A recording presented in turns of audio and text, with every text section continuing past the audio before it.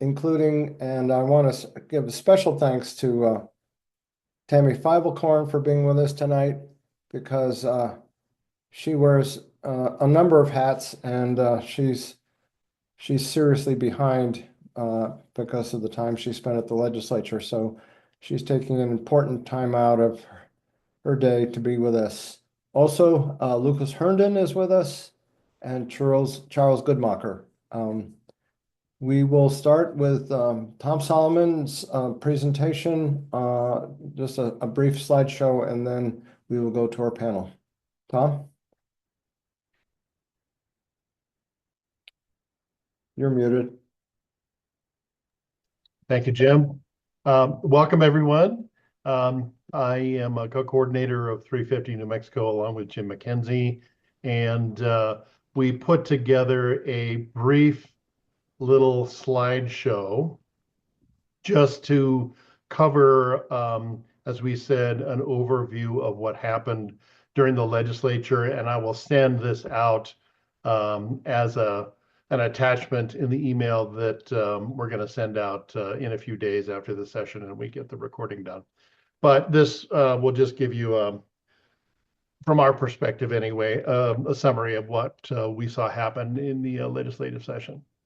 So 350 New Mexico entered the session with a number of bills that we prioritized. And of course, we're a climate-focused organization, and so we focused on what we thought were the most impactful bills for the climate and energy, but we added some others as the session went on. And of course, then there were a bunch that we opposed. This is a summary. This slide shows a summary of what we had. And our top three bills were the ones that the entire climate coalition in the state of New Mexico rallied around and wanted to pass. Senate Bill 4, the Clear Horizons Act, to reduce greenhouse gas emissions in line with the Paris Climate Accords. Senate Bill 48, the Community Benefits Fund, to provide hundreds of millions of dollars in funding to get that goal accomplished. And Senate Bill 83, to provide what ended up being about $13 million in funding to various state government agencies so that they could put together climate master plans. And then we had a number of other good bills. I think our panelists may talk to some of these related to solar energy, grid modernization, advanced royalty rates, et cetera. These are the bills that passed, all the ones that say GOV, meaning they're at the governor's desk. Unfortunately, Senate Bill 4 was tabled in Senate Finance, and we'll cover that. A number of other bills that we prioritized stalled in various committees, and that's shown here. And then there were a number of bills. These are some of the big ones that we opposed, and we had some success in getting those bills stopped in various committees. So that was good. So we still have in New Mexico the clean car rules, et cetera. A summary of one of our major wins was getting about $266 million in new climate and environmental funding passed in the state budget through various vehicles. The first was the Community Benefits Fund, Senate Bill 48. And you can see the millions that total to the various state energy agencies, economic development, minerals and natural resources, workforce solutions, public schools, higher ed, et cetera, to disperse funds throughout the state to accomplish these important goals. And then the Innovation in State Government Fund got $13.5 million, about $1 million each to these three-letter acronyms, and $2.5 million to energy minerals, $5 million to the Environment Department. And on the next page, additional $43 million went to Land Water Conservation Fund, the Community Energy Efficiency Block Grant, Solar Access Fund, and $10 million for geothermal. And you add all that together, and that's $266 million, which is actually quite huge and something that we should feel very proud of and good about. We can do a lot of good in the state advancing those goals towards solutions. Unfortunately, the Clear Horizons Act did not pass. That was our big loss. That was the bill that we really wanted to put in place to put some teeth into rules requiring reduction in greenhouse gas emissions throughout various economic sectors in the state. We were not able to get that through Senate Finance. It was tabled 6-5 in that committee, despite offers to amend the bill to convince a couple of our supposed allies to change their vote and pick it off the table. We could not get that done. And so that bill did not pass. That is really the end of what I'm going to cover. I think Lucas has an additional slide, which he can cover when we get to that. And at this point, I'm going to stop sharing, turn it back over to our panelists, and take it away, panelists. Thank you, Tom. Thank you for that. That sets the stage for what we're looking at. So the amount of money that Tom just talked about is real money. You know, a million here, a million there, maybe not so much, but over 200 million.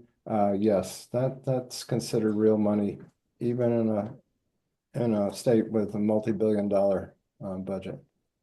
So maybe we haven't really talked about which one of our panelists are going to go first. Who would like to go first?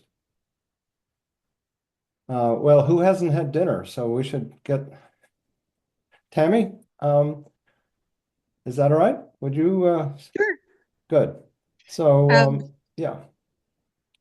Hey, everybody. I am Tammy Feeblecorn. I work with Western Resource Advocates. We're a nonprofit that works on 3 areas of conservation and climate change. One lands, one is water, and then one is energy. And so I'm the governmental affairs person for WRA, which means I'm at the Roundhouse almost every day. I think Charles probably beat me, was there more often, but I was there most every day. And I'll just walk you through some of the bills that we worked on and what we thought was important. For our lands work, our number 1 priority was the Game Commission reform, which I'm sure you all heard did pass. We did it early enough in the session that it had to go to the governor, and she had 3 days to veto it or sign it. And she signed it with a line item veto of a non-budget bill, which is the first time I've ever remember seeing that. But the good news is that we are going to have a wildlife commission and a wildlife department rather than game and fish. So that bill expands the focus of that to allow conservation plans for other species beyond just who you can hunt or fish. And then our other areas, water, we passed our priority bill, which was the Strategic Water Reserve, not supply. I know you've talked about supply. I know it was on Tom's list of bad bills. This was a Strategic Water Reserve that helps ensure that the state can purchase or lease water rights to keep water in rivers, which is important for compact compliance, but also for animals who live near rivers, and also for humans that want to recreate in rivers. And so that bill was really important, and it passed as well. It is now at the governor's office waiting to be signed. And then for energy, which I know is the biggest focus here, we had a couple of priorities. Our first priority was the suite of bills that Tom just talked to you about that came from the Senate Pro Tem. And obviously the number 1 bill, the Clear Horizons Act, did not pass, but the other 2 parts of that did. And then we had 2 other bills that we thought were really important. One was grid enhancing technologies. This is to incentivize or encourage utilities to, rather than just adding new transmission lines, which is really the only way they can make money on transmission at this point. We were saying that they can do grid enhancing technologies, which makes the existing lines more efficient. And so it's much cheaper for ratepayers. It's better for the environment all around, really good deal. And that bill passed. And then our other energy priority bill was low income utility rates, which is not exactly a climate issue, but it's really a Justice 40 equity bill that we've been working on for 6 years. And we finally got approval for the PRC need to approve low income rates for low income New Mexicans that are suffering under really excessive energy burdens. We have folks paying up to 37% of their take home pay for utilities. And so this will really help them. So those are our big priority bills. We had a pretty good year. The only one of our priorities that didn't pass was, of course, the most important one, which was that Clear Horizons Act. But everything else, made it through, which was a very, very good thing. I can keep talking forever, but I'm going to turn it back over to Jim so everybody has a chance to talk. Okay. Thank you, Tammy. That was a very quick overview. I want to point out, in case people aren't aware, that this is Tammy Fibelkorn, who's actually also a city councilor. You're not sitting double. She is doing double duty for us. Lucas, would you introduce yourself and then give us your take on things? Yeah, I'd be happy to. Thanks, Jim. Thanks, everybody. My name is Lucas Herndon. I am the Energy Policy Director at Progress Now, New Mexico. Um, if you're unfamiliar, Progress Now, New Mexico is the state's largest digital comms uh, clearinghouse, if you will. We work on a number of issues. I have colleagues that focus on reproductive justice and as well as some like democracy and like state reform justice issues. So as a result of that, Progress Now as a large entity, we had a number of bills that we were watching this year. Um, and one of the things that was interesting from my perspective, and just for some context, I've been doing this now. This is my 10th session with Progress Now, New Mexico. Um, we have in the past always experienced this thing where um, something that we work on, whether it's voting reform or protecting abortion rights in the state, or back in 2019 when we actually did pass the ETA, focusing on the ETA, we've always had this thing where the legislature tends to focus on something um, and then push that forward, and then maybe some of our other bills didn't really happen. This year, we all got to share in the misery of nothing happening for anybody. Um, this legislature passed a historically low number of bills in total. Tom, can you throw that graphic up just super quick? Yeah, hang on just a moment. Ooh, there it is.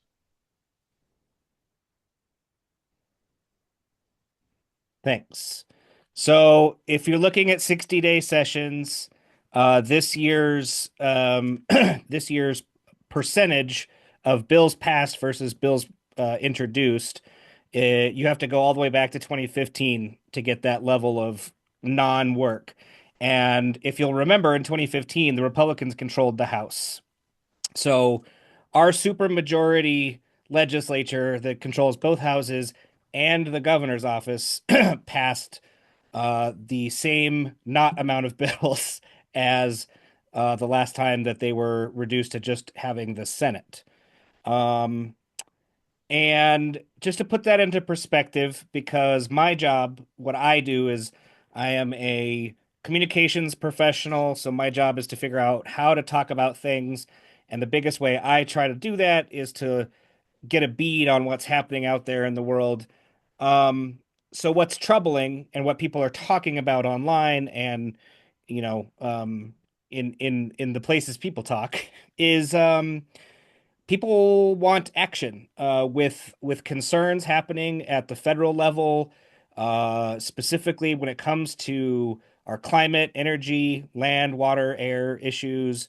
Um, People are really, really concerned, as they should be, and we are not convinced that without some work from those in power at the state level, that some of the things we hold dear in the state will manage another 4 years of this current federal administration. So it feels to people, it feels exceptionally bad. it feels like the legislature didn't get much done. This is a very non-scientific list, by the way, on the screen left side. Some of these numbers overlap. For instance, the bill that Tammy was talking about for low income utility rates, I lumped that into both air, land, and water as an energy issue, but also into economy because it's sort of an economy issue. So, but you can see it in general. This is what the legislature was focusing on. Um, Air, land, and water, we actually had a decent number of bills. And so one of the things that we're going to have to do, and I'm mostly talking about myself as a comms professional, is how do we communicate to the public and to legislators that we understand that a significant number of bills did pass compared to what was introduced, not so much, but in terms of the overall amount, we over here in the air, land, and water world we should be pretty proud of what got passed. The problem is that it just doesn't feel like it. And part of that is because um, folks on generally on the other side of the fence from where we're coming from tend to dominate the problem narrative, and so we need to do better about figuring out the solutions narrative. So it does not help that the people that do have the power in the roundhouse this year, though, didn't seem to be able to pass much at all overall total. So anyway, that's enough for me to start. Happy to have more questions, conversations after the fact. Thanks again for having me. Yeah, Lucas, thanks for that perspective. I think we'll have some time in a little while to go into maybe some of the whys of the issues you raised. Interested in people's opinion on that. But before we do, let's go with Charles Goodmacher. And Charles will give us a little bit of perspective on what he does at the Roundhouse day in and day out, how he survives, and what he accomplished. Thank you, Charles. Well, thank you, Jim. I'm not sure I survived, but anyway, no, actually, the last couple of days I caught a cold, so but that's all it is, just a cold, and I think I'm getting better. But Jim, thank you again for putting me on this panel.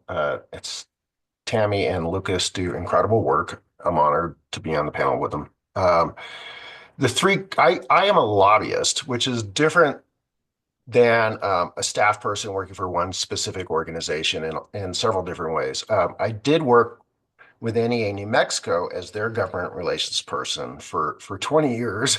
And the last 5 years, I've been a lobbyist where organizations hire me. I put in the chat 3 climate-related organizations that hired me for this session. The NMVC Action Fund, it's a C4 that's related to New Mexico Voices for Children.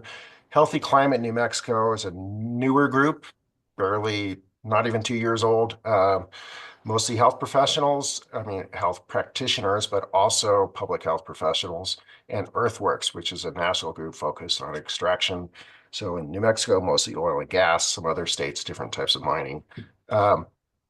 So we had several priorities, but which I do want to talk about in a second. But just to pick up where Lucas left with the commentary about the session, our leadership with the what do you call it, trifecta, the House, Senate, and Governor. I agree that there was not a lot of action done, so to speak. Now,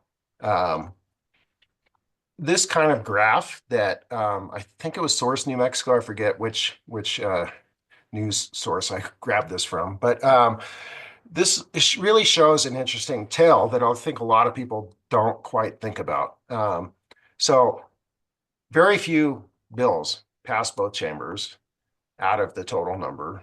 And then how many are going to be signed by the governor, we'll see. But in this context of how many bills total are introduced and many don't pass even out of one chamber,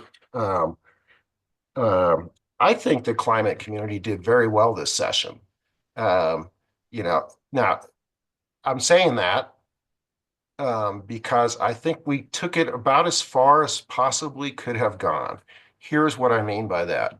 Um, the biggest bill that we all worked on hard, including myself for those three organizations, the SB4, the Clear Horizons, it failed, as we all know. We've heard again today. I believe the reasoning for that was twofold. One, it would have actually cost some people in the state money short term. Big businesses would have forced a lot of action that a lot of people would rather take voluntarily and or not take at all. The other two of the big climate bills that passed, Senator Stewart three bills, they weren't going to cost anyone particularly money, and in fact, actually, the community benefit bill means jobs throughout the state. And that was part of our advocacy. It was an element of the advocacy that there's projects around the state that need to get done and built. And this will mean good things economically throughout the state. So I think it's always been clear to me that bills that, especially oil and gas, but any big business might feel like it's going to cost them something, they're opposing. And um, the an implication that I think was made when talking about the three House, Senate, and governor all being Democrat, but yet we didn't pass a whole lot of bills, being that the status quo is sort of won out in a lot of ways. I agree. So, but within that, that list of climate bills where there's a lot of spending happening is very unusual. So I think we did fairly well. And I know I've now talked much longer than I should have, so I'll shut up for now. No, Thank you. Charles, that was succinct. Thank you very much for that.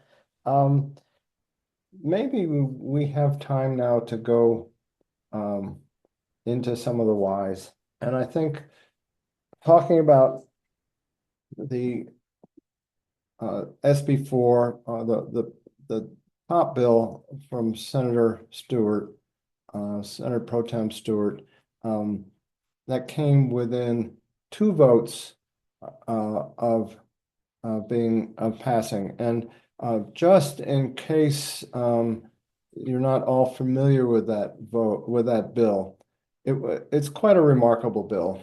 So if you remember when the governor first took office, one of the first things she did was put out an executive order that talked about how we get from where we are in terms of carbon and climate to where we need to go.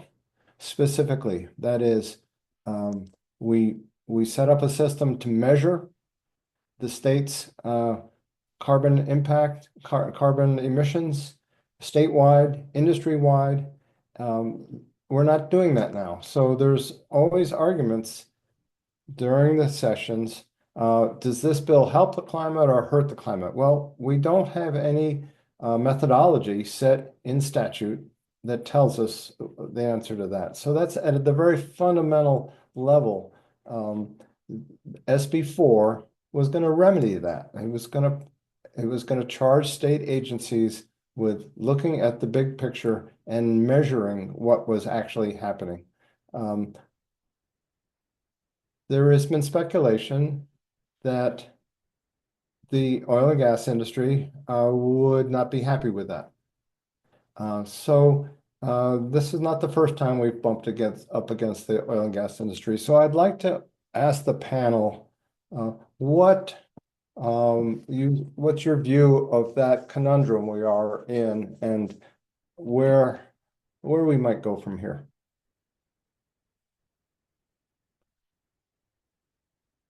Okay, Pammy, sure. You're going again first. All right.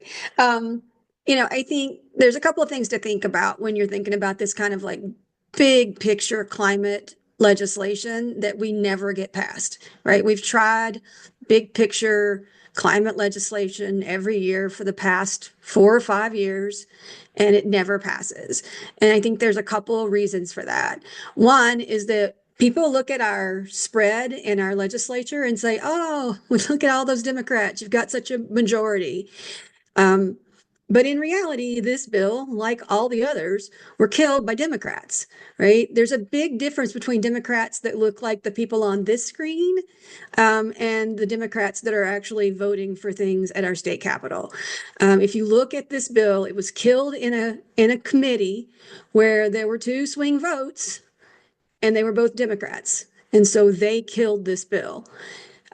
Yes, of course, the Republicans vote against these things. Duh, right? But what we should be upset about is that Democrats continue to vote against large scale, really good, comprehensive climate legislation. And so I just think there's this misconception that because we have a high number of Democrats in office at the state legislature, that we are somehow set for moving forward on climate change. We are not. This bill started in the Senate and it was killed in committee. If this bill had started in the House, it would have most likely still been killed in committee. And so we just need to acknowledge that Democrat does not mean someone who acknowledges that climate change is real and that sees that the path to fight climate change, or at least provide climate resilience for the people of New Mexico, is climate legislation that really works. And so I just think we have the wrong folks sitting in Santa Fe at the legislature that don't value the same things that the citizens of our state value. Thank you, Tammy. Lucas or Charles, you want to weigh in on this?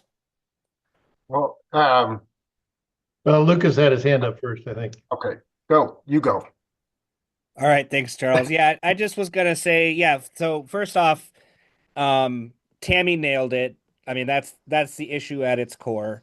Um, what I wanna what I wanna maybe emphasize is that I talked about sort of the overall number of bills passed. Part of the reason I did that is because I was fascinated by that this year.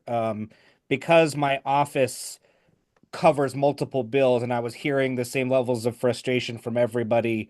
I was like, I wonder where we're at. And so I started paying attention to it about halfway through, and I couldn't look away. But that being said, we all know that not all bills are created equal and not all bills have the same weight. Um, I'm not I'm not in a position to say that I would trade SB4 for everything else by any means, but I think that in a certain world, um, many of us would have traded the hours and the time and the resources and the political capital that we all spent on some of these other bills that passed to see SB4 get forward. Um, and then my final thought, real quick, is it is worth noting that very specifically the Democrats that we should be paying attention to and that are killing good bills are always and have been for years on the highest end of oil and gas donations in the state, sometimes even more than their Republican counterparts. And so on the one hand, we do not have a lot of control over what the oil and gas companies do. But we theoretically do have control over who represents us in office. And we should definitely all be remembering that when we go back to the polls in a couple years. Thank you, Lucas. Charles? Yeah, agree with all of the above.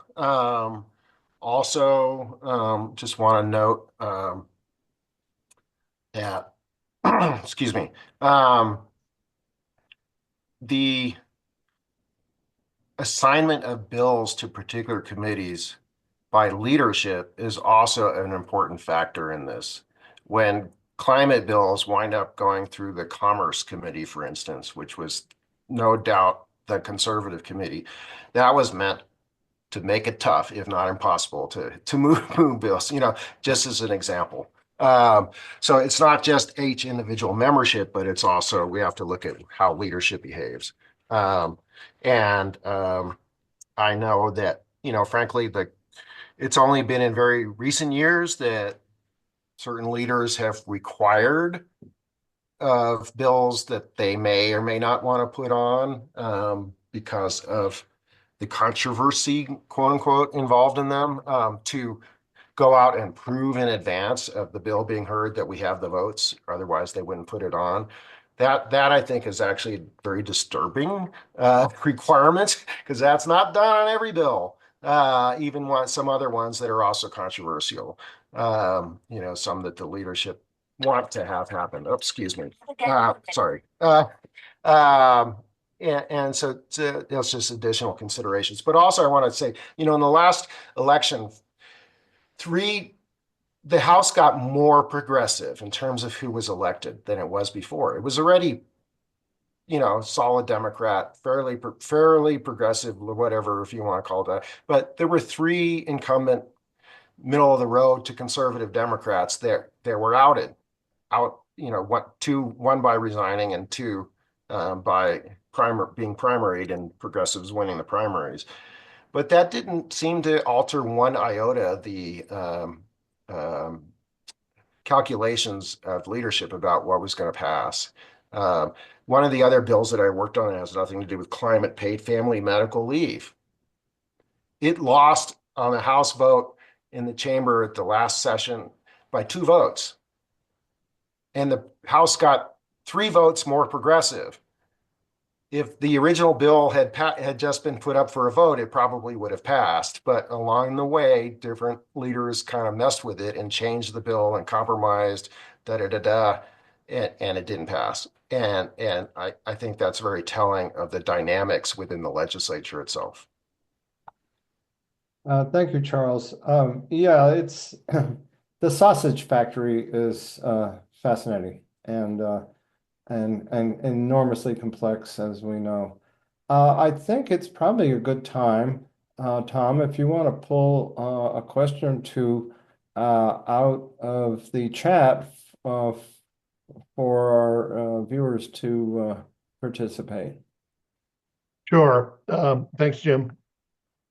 I think the first one was from Ken Hughes, whether Department of Transportation got any community benefits funds, and I don't think so, at least in the tally that Camilla had for SB 48. And if I'm wrong on that, I'll go ahead and correct the slide. But from what I had, that's the information. If you have a page number on House Bill 2 that you can cite, I'll go ahead and fix that right now. Thanks, Ken.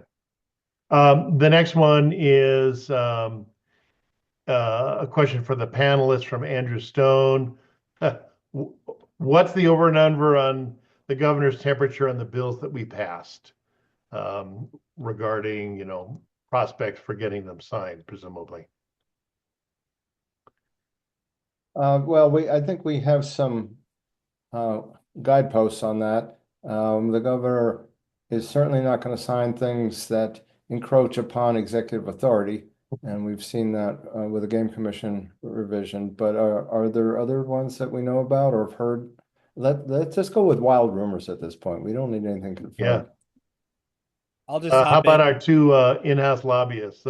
Maybe Charles, let's start with you. Sorry, I missed part of the question. Do we Sorry. think the governor's going to sign these bills, or are there any particular climate bills in jeopardy? I don't know that any particular one is in jeopardy per se. Maybe someone else has some insight. I don't have any insights particularly that some are in jeopardized. I expect her to do some line item vetoing in the budget, period. Just some. Okay. Lucas, did you have? Yeah, I was gonna say the one that I'm the most interested in watching for is the oil and gas uh, royalty rate bill. The state land commissioner has been running that bill for 5 years now. Um, After it didn't pass last year, she held Prime Tracks hostage like a boss. Um, one of the coolest things I've seen in my entire political career, frankly. Um, I think um, I think it's interesting, right? Because Senator Munoz carried that bill while also killing Clear Horizons. So he, you know, he has his finger on the temperature somehow. He knows that oil and gas wasn't going to be happy if SB4 passed. Obviously, they still weren't happy about the royalty rates bill, but he knew he could get it through. So I don't know what that means for the fourth floor. Um, I I suspect that she will sign it, um, unless before she does, something massive happens in the oil markets, which unfortunately, I don't know if everybody knows this. New Mexico's budget is based entirely on what Wall Street and Houston decide on any given day what the price of oil is going to be, which is a great way to run a state, if you ask me. Uh, yes, and Lucas, you're right, and as we may know, that since there was a change in administration in Washington, um, the price of crude oil tends to be pretty soft, and so this is people who are arguing against increasing this maximum percentage for oil and gas leases in New Mexico is counterproductive because the industry is hurting so badly that they're going to flee the state. I'm not sure I subscribe to that, but that's what some Yeah, people are they're saying. gonna go drill for oil in like Nevada Maybe Guatemala. because there's lots of oil in Nevada. Yeah. Tammy, do you want to weigh in on Yeah. prospects? Um, Go ahead. yeah. I mean, I am always worried about any bill that gets passed by the legislature being signed by the governor. I will say that right now there is a massive dance happening because the governor's super unhappy with the legislators. Surprise, surprise. They're not taking her feedback really well. And so these things could get vetoed through no fault of their own. Um, so I'm a little worried about every single bill that's waiting over there for signature. So I would say if you care about any or all of these bills, call the governor's office, tell them who you are, give them your zip code, and say, I really ask that that she sign this bill into law. Believe me when I tell you, the other side is flooding her office right now with calls and emails to veto every single good bill that got passed. And so make your voice heard if you care about these things. Thank you, Tammy. That's a great advice and one we don't talk about enough. These communications with the fourth floor do make a difference. And if at least at the end of the day, there's a balance. If the other side is overwhelmingly present and we're not, that gives political cover, if you will, to the governor doing the wrong thing with a particular bill. Okay, so Another question? yeah, Um, so Diane Reese is wondering what the electoral consequences might be to lack of legislative action to the Democrats in power. Anybody want to weigh in on that one? I'll jump in very quickly. Because I had this conversation over the weekend with somebody, and then and the way that it goes is, you know, in 2020, we ousted a number of corporate Democrats after they failed to protect women's health access, and as a result of those elections, we got some pretty heavy hitters like Senator Kerry Hamblin, for instance. Um, but it is often brought up that, well, yeah, but we didn't win everything. And for instance, in Deming, we lost the Democratic seat that John Arthur Smith had to Senator Diamond Brantley, I believe. Yeah, Yeah. Crystal And Diamond Bradley. right, right. And and and my point to remember for those of you interacting with your other Democrat friends who may or may not be active in the party is, yes, but we didn't lose the seat because we never had his vote anyways. he voted against all of our things the whole time. That was the point. And so at least this way we know who we can count on in theory. So will there be consequences? Only if we make them have consequences. There will not be consequences from the party.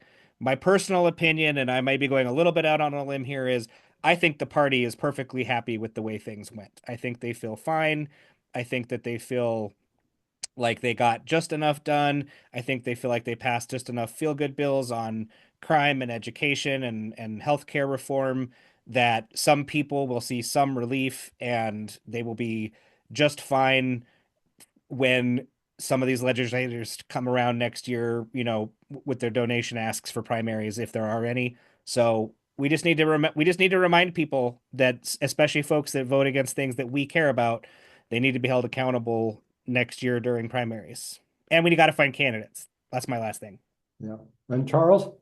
Yeah, absolutely. Everything Lucas just said. Uh, um, and also I want to comment too, because there was a really good comment from Jill. I'm trying to find it back in the, about leadership when they said what all the victories were in the session. Climate bills weren't mentioned, and Jay made a similar comment, not about what people had said, but about the reality that climate itself doesn't seem to be an issue for legislators. I'm sorry if I'm misquoting you, Jay. But I agree. And frankly, in our lobbying efforts, we did not put an emphasis, like to get the community benefits through, for instance, we didn't keep saying we have to do this in order to change global climate change or have an impact. Yeah, there was some elements of that, but most of the thrust was here in New Mexico, there are, we need to limit pollution. We need to, take care of the impacts that are happening here. So sort of localized it, but I absolutely agree that generally there may be in the background among Democrats, yes, an acknowledgement climate change is existential, but it's out there somewhere.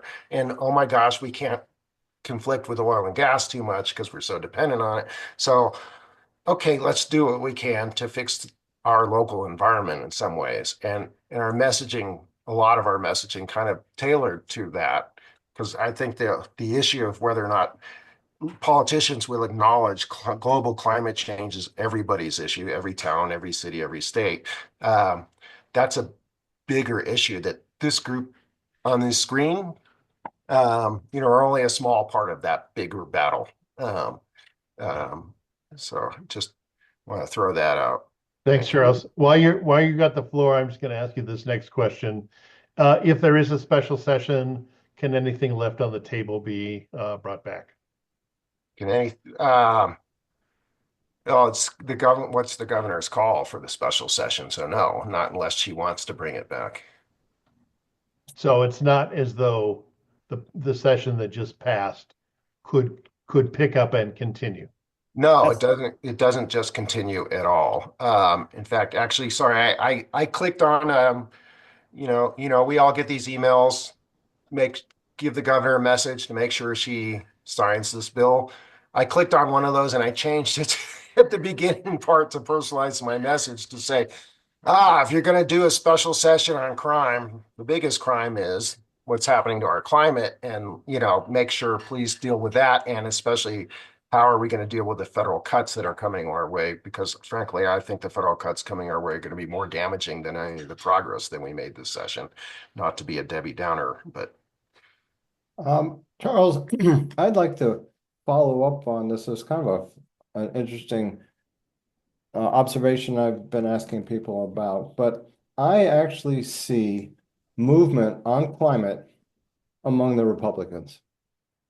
It's, people will say on committee, they'll say, well, it's not that I don't believe in climate change. I just don't believe in this solution to climate change. Right. That is actually a little bit of movement. And Yeah. so, could we look forward to the day when one or two possible votes that someone on the R's would break ranks and vote the right way. I mean, Uh, we're you know, seeing some change in Washington because there are large Republican-based companies in Republican states that are very upset about the present administration cutting the IRA subsidies to battery industry, for instance, or solar panel industries, or fill in the blank. So what do we, am I totally delusional? Yes, Republicans will never vote on a bill that affects an industry that contributes to climate change. I agree 100%. They will vote on things that give money to fix things after it has happened. Yeah. And in fact, there were four bills actually passed this session that one could say are climate related because they were explicitly about the disasters, the flooding and the fires. Uh, um, and I think it's very instructive, so to speak, that these bills passed, which include in them an acknowledgement, if not the climate change is getting worse, but that our weather is getting worse. People, they think of that differently. Weather is something that happens to you. Climate is too global or whatever. I don't understand the real difference, but uh, uh, but they, four bills passed that are preventative in a way or anticipatory of the next disasters, so to speak. So, a bill that provides municipalities with the ability to take out more loans and bonds for flood recovery. Bills that are going to help help municipalities and governments, but also individual homeowners to create bigger, very fireproof areas around their houses and so on, and other structures. So, but these were all structure oriented, property oriented. There's that capital question again that I mentioned earlier about money. Uh, um, while at the same time, one of the bills that Healthy Climate New Mexico has been bringing for 3 years didn't even get a second hearing. That would have been essentially there parallel bills, parallel to those bills that passed to protect property. But this Public Health and Climate Program, HB 108, would have helped localities protect people's health. That didn't even get a second hearing, while these four bills around property and structures passed and are probably going to, and are no doubt going to be signed. Thank you, Charles. Tom, do we have, yeah, there's a lot of conversation in the chat. I'm not sure if there are any questions. I'm just gonna keep looking, and I answered one just quickly with my own reply in the chat. I have another quick thing, Tom, Go ahead, Lucas. thanks. Yeah. Yeah, and this is, I want to try to be solutions oriented for folks who are feeling frustrated. One of the things that we as climate folks need to do is help show up for some of the modernization bills, so that we have a legislature that can do the work we need them to do. So to answer that question earlier about whether or not a bill that, died this session could be brought back up. Under our current system, no, that bill is just dead.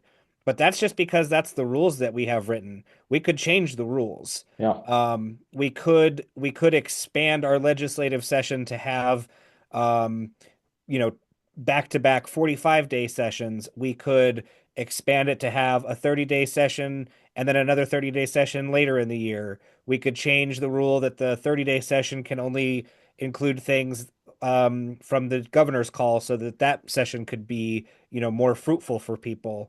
I mean, there's a number of things. Those are just arbitrary rules.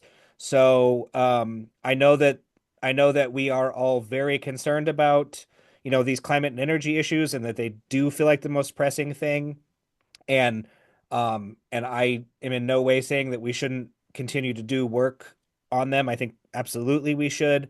But I also think that, we might get there faster if we can help change the system in which the good people doing the good work are working in and operating in, so that we don't leave ourselves exposed to the whims of the folks that are in the most places of power and utilize, these very silly, outdated parliamentary rules to kill things all the time. Thank you for that, Lucas. I just wanted to follow on that uh, some of these changes that Lucas is talking about, I was following a couple by Representative McQueen, who's brought them up several years in a row. They could be considered to impinge on the executive authority.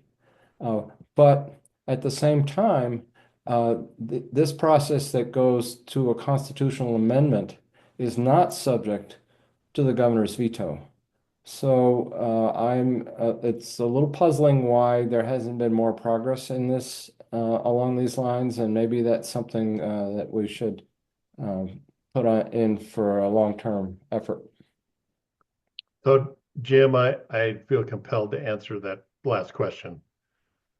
There has been a Modernize the Legislature initiative in it's at least 3 years running now. I got myself pretty deeply involved in it for a couple of years, trying to bring some grassroots and organizational outside support to help the legislators inside get some of that stuff done. And there are really two thrusts, and they need to happen in sequence.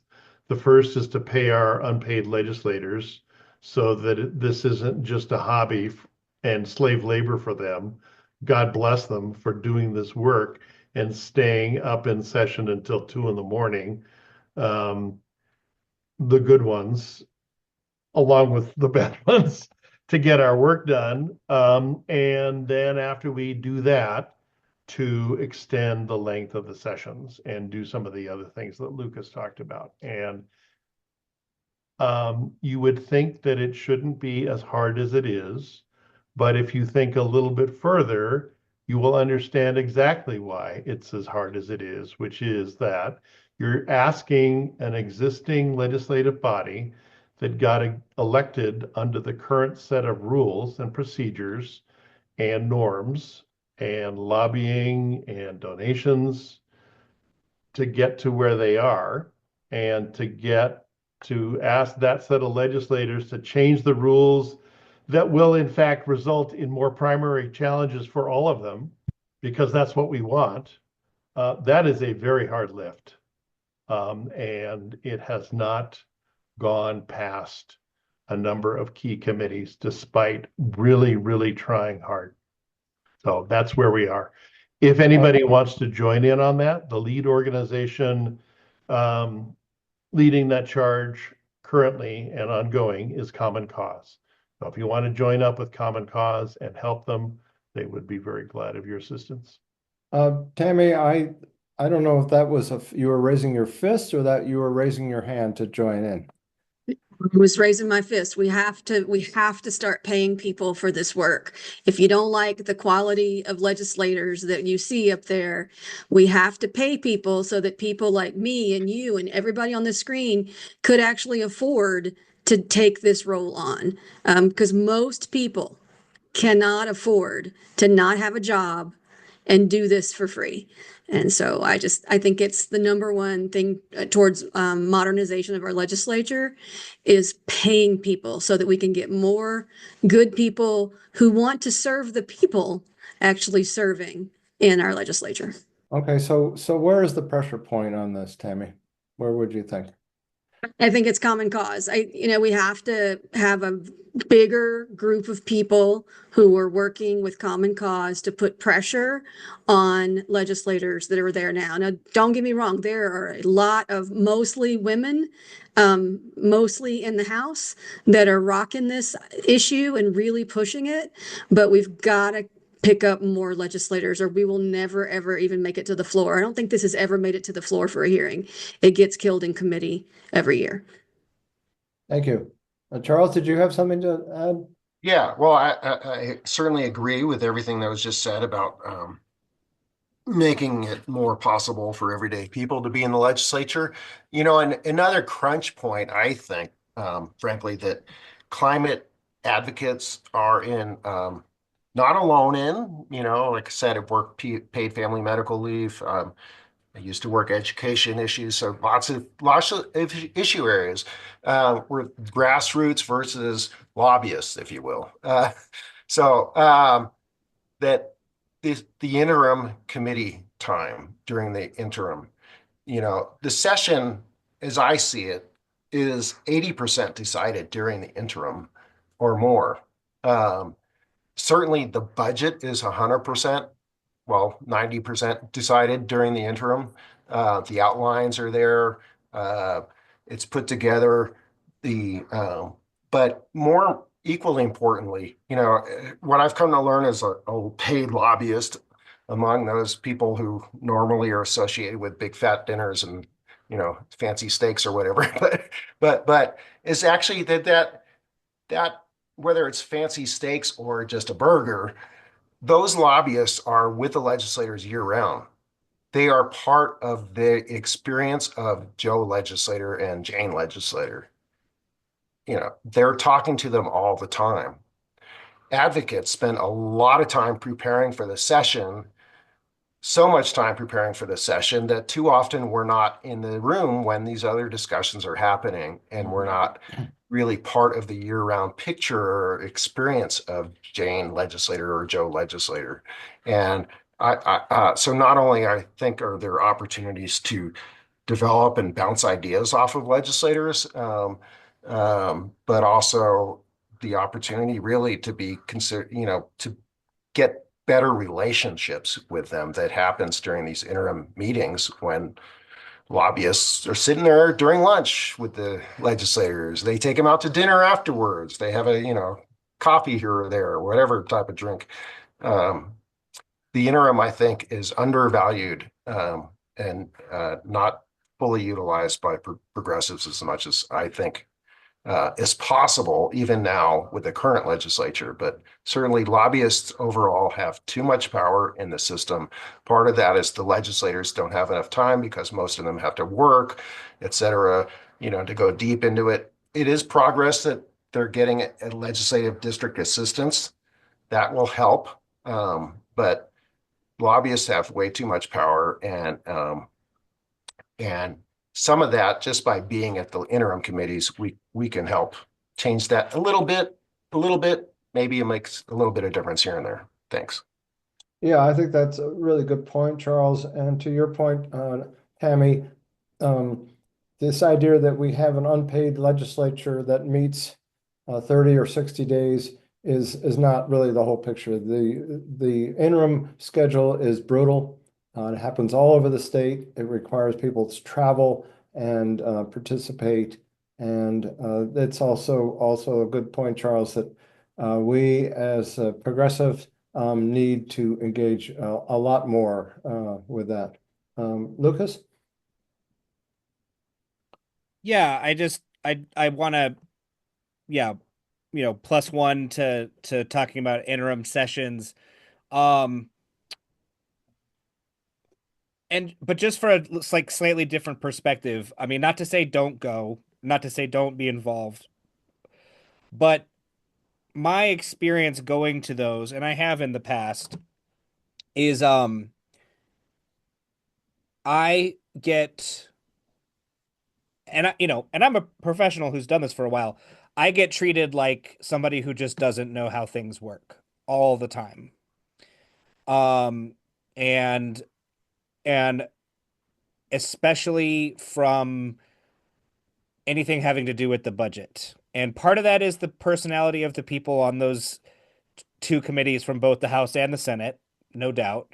Um, but part of it is because the way that our system, again, it is systematic. Like the system is set up to um, enshrine some secret knowledge onto the people who get blessed into these high positions, and it's their job to keep it secret from the rest of us. And I'm really inspired by these are not her words, but our city councilor Joanna Bencomo here in Las Cruces often quotes that a budget is a moral document. And I love that she says that out loud all the time because, a good example this year, we all had an understanding that um, oil was going to get hit with a like less than 0.1% tax increase. We all thought that was happening. We all, we all had commented and made jokes in our little chats about how at least it was something. It wasn't much, but boy howdy, like we were actually gonna, not only were we gonna get those royalty rates, but we were going to get this little tiny tax percentage. And then just out of the blue, Senator Scherer introduced a floor amendment and killed it. And there was no discussion on the Senate floor, including from the bill sponsor, Kerry Hamblin, just for the record. Now, did they all know something that we didn't know? Maybe, but is that how it should be? Absolutely not. Because again, how things look is a big part of this. And what it looked like was that the Democrats rolled over and just said, "Oh, we're sorry. We're sorry, oil and gas. We won't tax you less than 0.1%. We'll just tax people who buy liquor again and increase the liquor tax to 20%." So there's it's just a reminder that you should go, we can and should go to these things, but be prepared for and be prepared to push back against this us and them thing, even from our friends, even from good people, because they are told that they need to protect the way things get done. And it's hard. It gets hard when you have friends in those places and then they do things you don't like. So just be prepared for that.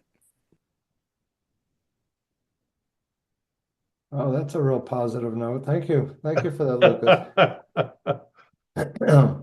Yeah, well, I think we should, some of us probably enjoy abuse, so maybe we can take this opportunity to go to the interim committees.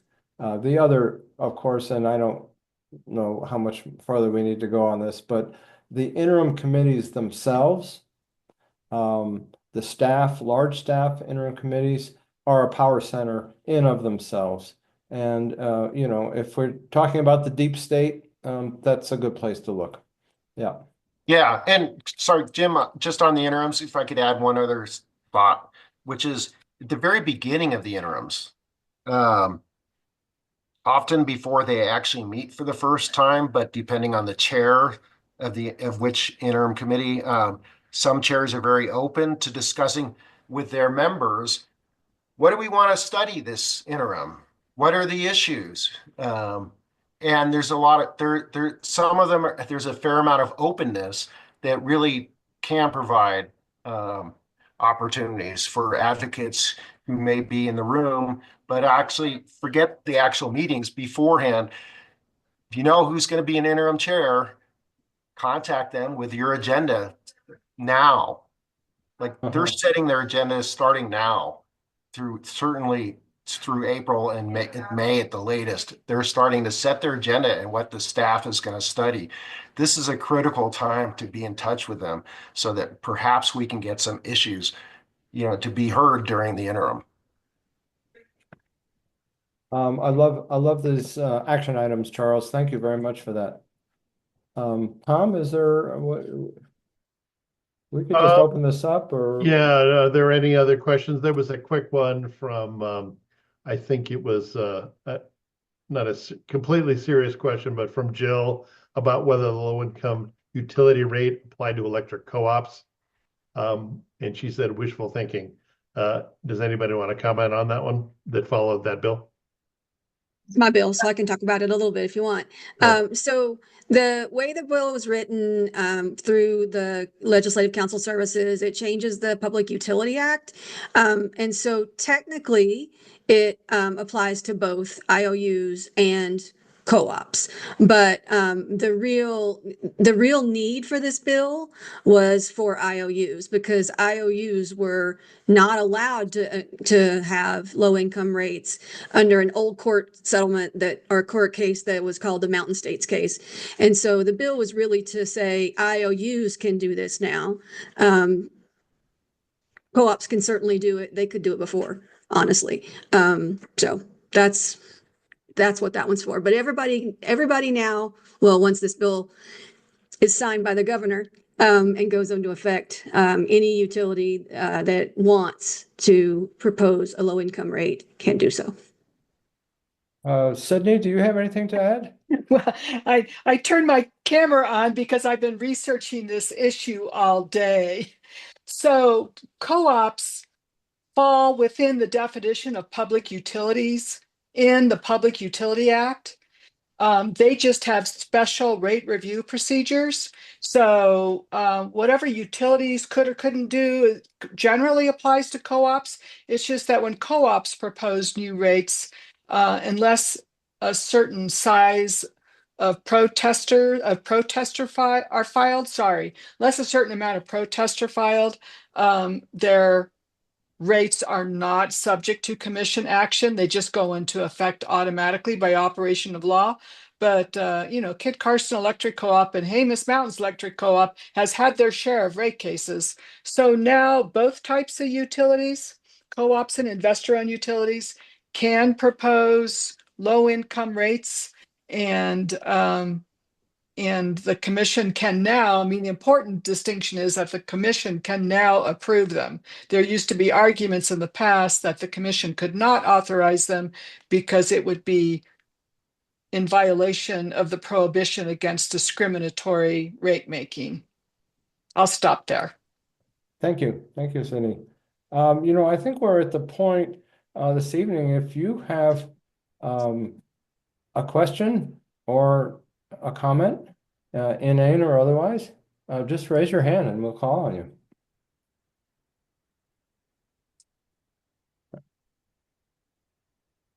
I have a question for Tammy. As a lawmaker yourself, what are things that move you to action, and what are things that you have seen or heard from your constituents that maybe you didn't know about or knew about but didn't realize there was so much passion for? Do you have examples for us to learn from? Lucas, I think I'm probably not the typical elected official because I'm an advocate and I always have been. And so I ran for office because I want climate action. Not far, first and foremost, I want climate action. And then I want, bodily autonomy, and I want immigrant protections, and I want all those things that the people on this screen care about. And so that's why I ran, and that's what I keep working on. I will say that it's really clear to me that the opposition is way more organized than we are. And so when I propose something that the opposition doesn't like, wow. I mean, it is a thunderstorm of hell and damnation. And I don't think we do that.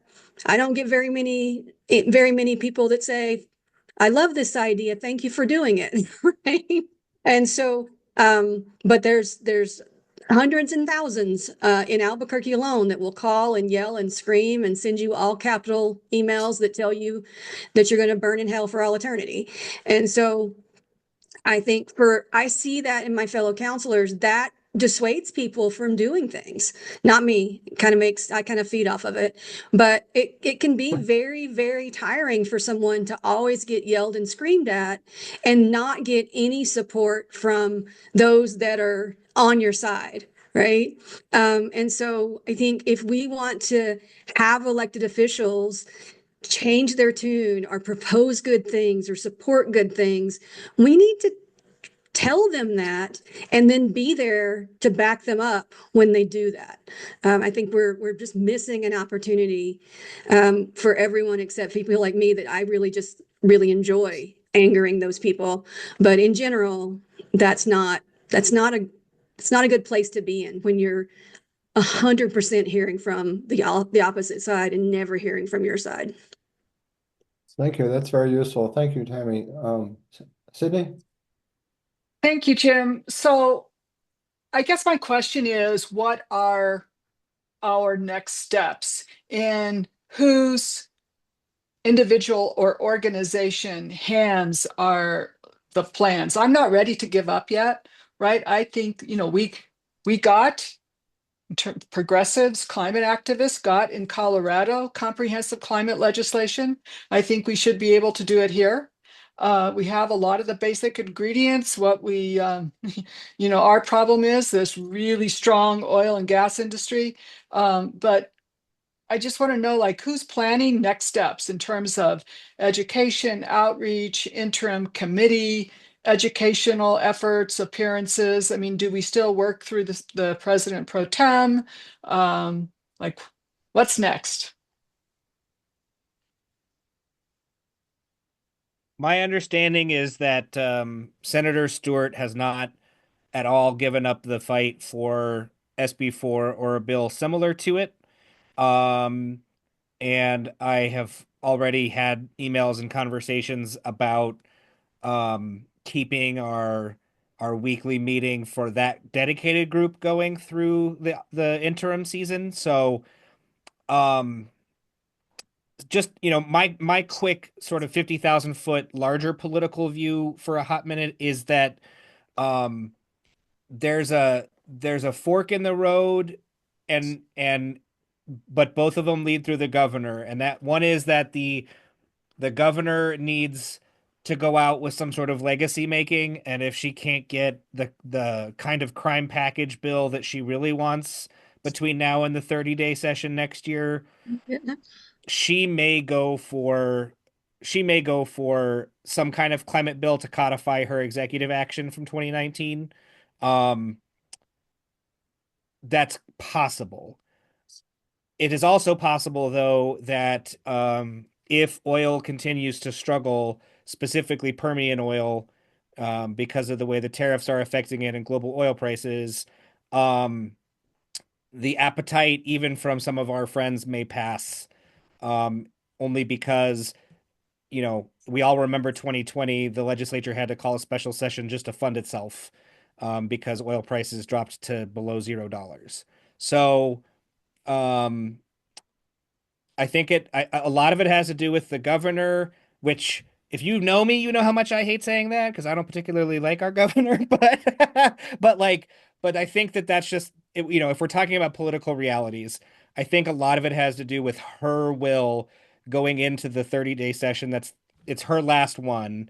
And at the very least, though, no matter what, everybody should be thinking that um it is a dress rehearsal for the 2026 election, right? That the next governor who comes in needs to know that, the climate community is serious. If our bills aren't being heard or being passed, that we will, be voting for candidates that, hopefully will affect those things. We will be making a noise, et cetera, et cetera. So those are sort of my parting thoughts on where things are at right now. And I'm with you, Sydney. Like, yeah, we have to keep fighting. No, I don't think anybody's giving up, but um, it also is super useful to like stop and take a breath and try to figure out where the heck we are. Yeah, if I could respond to Sydney's question too. Sorry, Sydney. Um, just, your question actually, I think is very indicative of the problem or a problem, but it's also a blessing. It's sorry, by which I mean it's a blessing and a curse, if you will, that the climate community is a community and it's a coalition, and we have so many different specific perspectives all working together, and we don't have a clear single leader, if you will. I mean, I think in many ways, Sierra Club, with their for the people involved in the session, provided incredible leadership, at least administratively, if not in terms of direction, uh, which is just fantastic. But in terms of direction, we are a diverse community, and who are we up against? We're talking about oil and gas. They ain't diverse at all in terms of they have very clear leadership, a single huge organization. They can marshal their resources all together and walk in a united front very quickly and easily. So I don't have an answer, but I think that is like, your question illustrates part of the problem. Jay. Yeah. Hey guys. So look, the way I see this is, the SB4 bill, while a good bill, is not what we need today. We need to actually be saying these are things that have to be done now. Otherwise, there's no future. Like we need 100% renewable energy by 2030. You know, maybe we don't get there, but maybe we get to 95%. We need to do things like that. We need to start planning for the end of oil and gas extraction. These things are not being talked about. And if they're not being talked about, then there's actually no future. So like with doing all these funds, they sound great, right? But for who? Who's going to be alive to be able to take advantage of them? 2050 is coming soon, and 2050 is a reckoning. And this whole idea of the net zero, the way we're doing it in New Mexico and a lot of places are doing it around the world is nonsensical. We have to actually be doing things with real benchmarks for the future. Otherwise, there is no future. So my question is, when are we going to start doing that? Because like, as I'm seeing it now, we're not doing anything. Thanks. I think this is actually a productive conversation. Tom Solomon and I had a discussion this afternoon about specifically about the large indivisible demonstration that's scheduled for April 5th. And we anticipate a big turnout. We had a large turnout for Not My President's Day rally.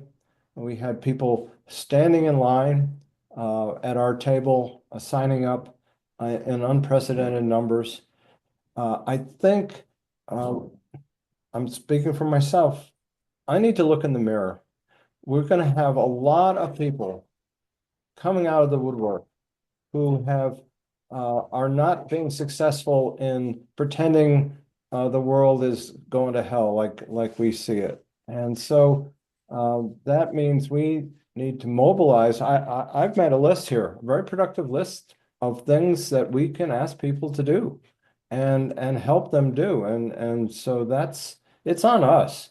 I think there's the mood in the country that things are much worse than people anticipated, in November or December. And this is going to motivate people.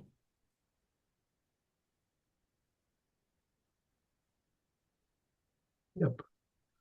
If I can chime in, Jim, I think back to the question that was asked previously, what's next? One thing that we didn't do was shop SB4 around to various interim committees. And I think that is important. I think it is worthwhile.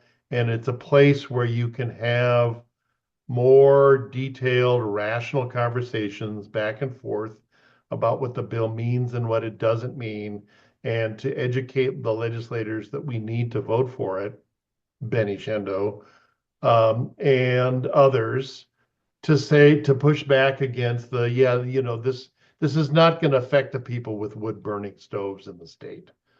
We're going after the big climate emitters, and that's what we need to do. And it's going to, cause some big actions by companies and corporations that have a lot of money, but it's largely not going to affect individual New Mexicans. And I think we should do that. And I'm glad to show up to one or more interim committees and stand behind Senator Stewart and help her with this bill or whatever she's going to do next. Thanks. I think that's good, Tom, and I'm just going to talk some more for a minute. I heard some people in the Environment Coalition denigrating the interim process late in the session because this was brought up, that some important bills weren't workshopped, if you will, through the interim process. And the argument was, well, the R's just hijacked the interim process. But I don't think that's accurate. The interim committees are chaired by the majority. And so while they have to, they need to let other people speak, they are still in the driver's seat, just like they are during the session. And so we do need to step up and use, hopefully, when someone comes up to me at the demonstration and says, "What can I do to help?" I said, "Well, when was the last time you were in Silver City?" Right? So we've got an interim committee meeting down there on such and such a date, and we want you to go down. So This is how we can move this conversation into something more concrete, I hope.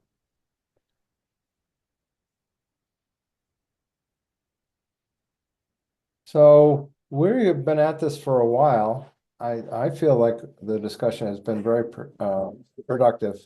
It's helped me focus, and hopefully it's been helpful for others. But we are approaching the witching hour. So if we have maybe one other topic that we could toss around for a little bit, if there is one, and then we can adjourn. Jim, I posted a link to the April 5th Hands Off protest. It's a nationwide thing, and that happens to be the one for Civic Plaza, Albuquerque. But if you just Google that or look for Indivisible Hands Off April 5, you can find all over the state, including Portales, New Mexico. So just quickly, you can save all the valuable information that's in the chat. If you click on chat on the bottom of your screen, it'll open up the chat window, and then on the upper right-hand corner are 3 dots. If you click there, it gives you an option to save chat, and it'll save it to your hard drive, and then you can find it hopefully later on and take advantage of the information there. Great. All right. Well, thank you, especially to our panel. Thank you, Tom, for helping. And next month we'll have another one of these. Good night. Thanks, everyone. Good evening.